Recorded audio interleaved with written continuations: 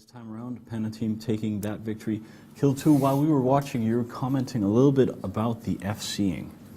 Yeah, there was a couple important, there's a lot of important decisions in that match. There usually isn't the ones that are really close back and forth like that, but there were a couple that were particularly standing out to me. I was really surprised they took as long as they did to switch to the Guardian. I thought kind of when they had only the Ishtars left, the cool thing about the Ishtars is they don't really need locks. And so it was weird to me they were focusing so much on the carries and the Kitsu when they probably could have done plenty of damage to the Guardian since they were using Sentry Drones. And then eventually it became really impractical to use the Sentry Drones at all, and I thought they needed to drop those and switch to the mobile normal combat drones, which is exactly what they did right after I mentioned it, which was good. But I thought it was just a match that is a really good example of where the decisions, it's not all about the setups. The setups were interesting and they matter, but the decisions made on the field make a huge difference in this tournament format, more maybe than... Was it a little bit slow, those decisions? The decisions were slow? Yeah, I think they probably were a little bit, and it ended up not hurting Panda team in that case, but they got through anyway. But I think that is, the time it takes and the accuracy of those decisions is what separates the really good teams from the pretty good teams. Yeah. We saw some Lishtars. That's Ishtars with lasers, for anyone that doesn't know. I know Verone was making a little bit fun of them, but were they a good choice?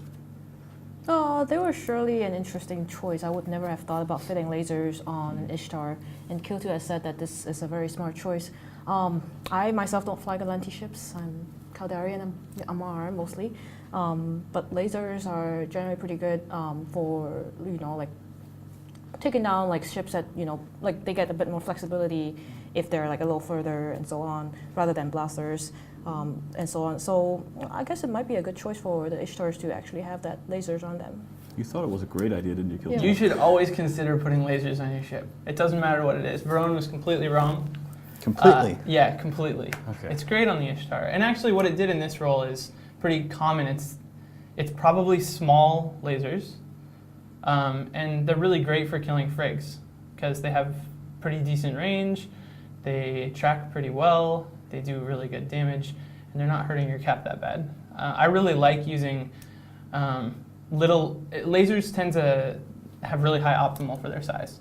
So you put small lasers on, you can still do damage to stuff that's 5-10K away from you, no problem, whereas blasters would be really useless in that situation. So they're really good. Laser Ferox is really good, laser Scorpions. Yeah, they are really good. I think we've actually seen some laser Feroxes in the tournament. I hope we have. What's fun? We've seen some Bloas, some Blocks, hopefully some Lavens, and now some Lishtars.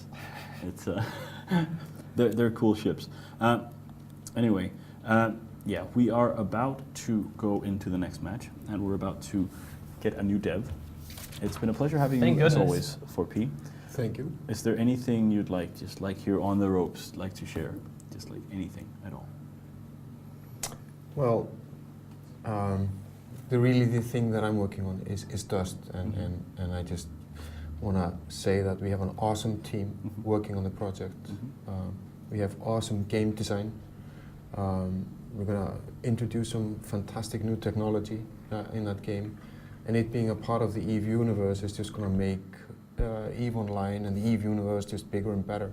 So I'm super excited about this project, and I hope others are too. Yeah, the players. And we're looking at an EVE that in the future you'll be able to fly around in space, you'll be able to walk in stations, you'll be able to manage colonies on planets, and you'll be able to hire mercenaries in Dust. Correct. That sounds like a pretty cool universe that I'd like to play in. It's big. If I may say so. Yes. Yes, it will be bigger than anything else. Remember that the Alliance tournament is not just today. We will be running matches until around 2100 EVE, and then we have the final day of the Alliance tournament tomorrow. It starts at 1500 and runs till about the same time. And when that is all said and done, we will have a winner of this 8th Alliance tournament. But that is for tomorrow. We still have plenty of matches coming up. We have Dystopia versus Get Off My Lawn. PL still have to fight. Atlas Alliance. There's a lot of cool stuff. And remember, we have prizes tomorrow.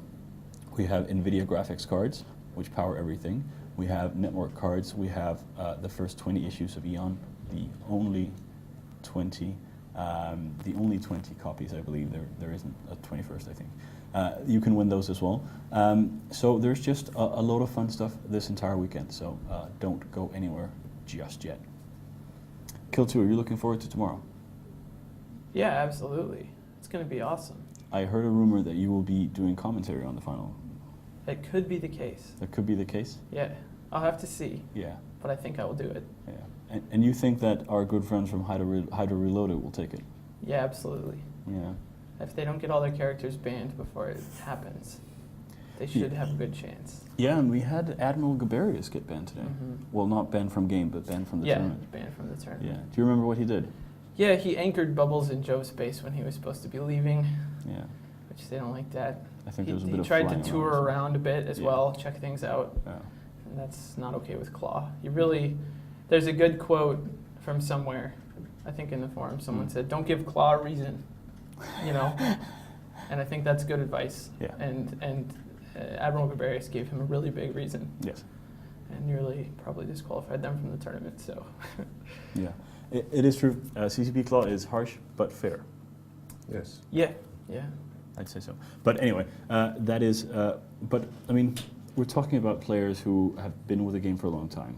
They know the Alliance tournament in and out. How much is this going to impact their team at all? Is Gaberius just going to jump on another character? You know? Yeah, I think probably that's what'll happen. Yeah. And you mentioned they're kind of being vets and stuff. Gaberius actually from Pandemic Legion, he's been involved in the tournament for a long time. He was a big part of the setup designer for the PL teams that won in past years, and he'll still be a huge part of the team. He'll obviously contribute in almost every way that he had. He just won't be able to use that specific character, so he'll show up on an altar or do something really terrible like use someone else's. He would never do that. He'd never do that. No one would do that. But I mean, he can't own multiple accounts, so he may have an alt or two he can just pull in. Yeah, absolutely. Maybe Vice Admiral Gaberius. Maybe. Who knows? But anyway, as you said, it shouldn't be a big problem. I think the worst penalty for any team is to get a point penalty. Yeah, getting penalties relevant to the actual tournament structure and the matches themselves is really bad. Even losing HP for your ships or something like that is really worse than losing access to one specific character in future matches. And we saw a team lose today. I think it was Lashuna Romana who actually had we lost a slip near on screen, and we didn't really know where it went. But as far as I know, that was actually a 60-day violation, that the character had not been in the Alliance for long enough, and Claw simply blew it up. And I mean, that's a penalty. Gaberius will probably just find another character. Yeah. That hurts a lot worse, for sure. Brianna, do you think there's a limit to how many points you can lose before it becomes, I mean, if you lose frigates, if you lose a frigate, for example, if you lose 5 points or whatever, that's something you can get through. Where do you think the line is between where it kind of breaks your setup and just is So kind of like the breaking point of the match. So a lot of people would go by the number of ships, which may be a good guide. I would say when you start losing all your DPS and you only have like say tacklers or tanks or logistics left, that's pretty much the end of the game. Obviously, we've seen like one Megathron versus one Megathron and so on in previous matches, previous tournaments, but that's going to be very rare. I think the tipping point is probably going to be when you lose about half of your team or more than half of your team, unless you have a very good cohesion between team members and they can keep their morale up. It's pretty much game over. Yeah, I think you're right. We are ready for Dystopia versus Get Off My Lawn. Let's get a quick round of predictions and we can move on. I'm rooting for Dystopia. Brad? Dystopia. With a name like Get Off My Lawn, I just have to vote for them. Okay, that's fair enough. I think I'll go with Dystopia as well. They've been tremendous.